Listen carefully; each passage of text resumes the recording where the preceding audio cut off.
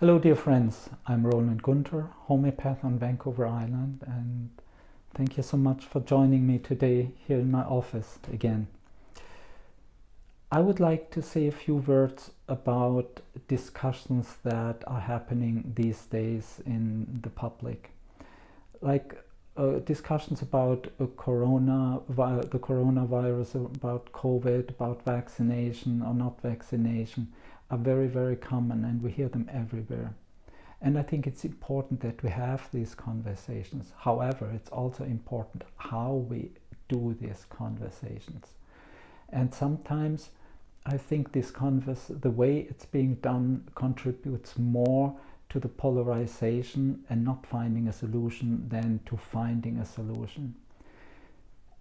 It's really important to see, do we talk respectfully to each other, or do we talk in a blaming, condescending, name-calling, or even dehumanizing way with each other? If the second options, that lead definitely to more polarization and fragmentation in our society, and not to the emergence of something new that's a higher option than just one or the other. Talking about how we talk with each other and about each other is a very, very important topic. So important actually that most of the ancient wisdom traditions and the big religions in this world have rules around it. Yeah, that we don't talk bad about other people we probably all learned that at some point, but when I listen to what's happening, the discussions and even politicians, grown-up people that supposedly should be mature, how they talk about each other, it's quite embarrassing.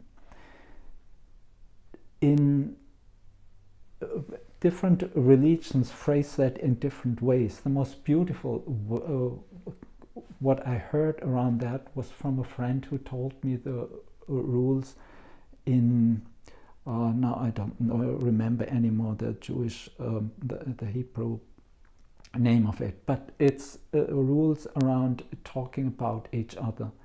So in Jewish people are guided that they do not engage in bad talk, bad mouthing each other, in slandering, that when they hear somebody do that they either stop it or that they remove themselves, and that they are not allowed, whatever they hear, even if it would be to their advantage, no matter if it was true or not true what has been said, that they are not allowed to use that. And I think this is very, very beautiful, and this is to follow these rules, because it gives our whole debate and discussions a different way. Another thing at the same time, like how we talk with each other, and something else that's really important is how we listen to each other, or that we listen to each other, and that we listen to each other really deeply. Not only I'm for this or for that, that's kind of superficial, yeah, but hey, what's behind that? What is it that you stand for? What is it that you're passionate about? Or is there pain that fuels your position? And so these things are really important to understand and to listen to. Not talking bad about and talking respectfully with people does not mean to condone everything that they do or say. There's enough positions that we should not allow to be acted out, yeah, and they are just not right.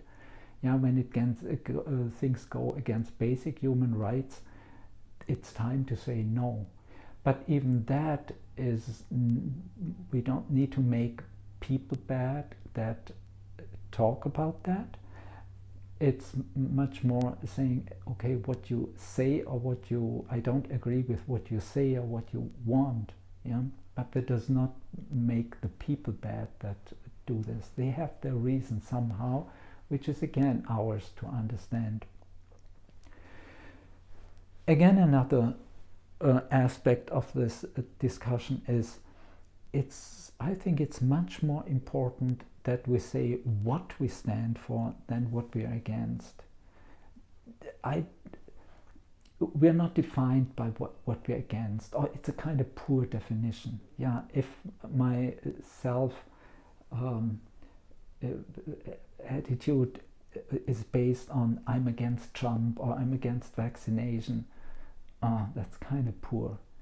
I ask, what is it that you stand for? What is it that you love passionately, that you stand for that? That's much more important than what we're against.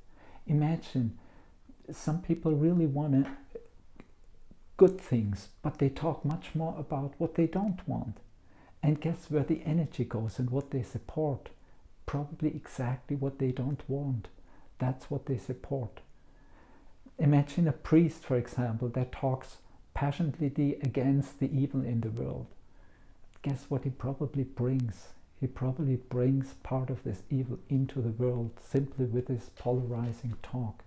It's much better to talk about what we love and what we want to see in our lives, in our families, in our community.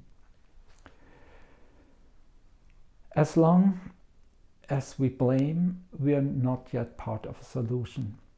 As long as we talk about this is right and this is wrong, we are not yet part of a solution.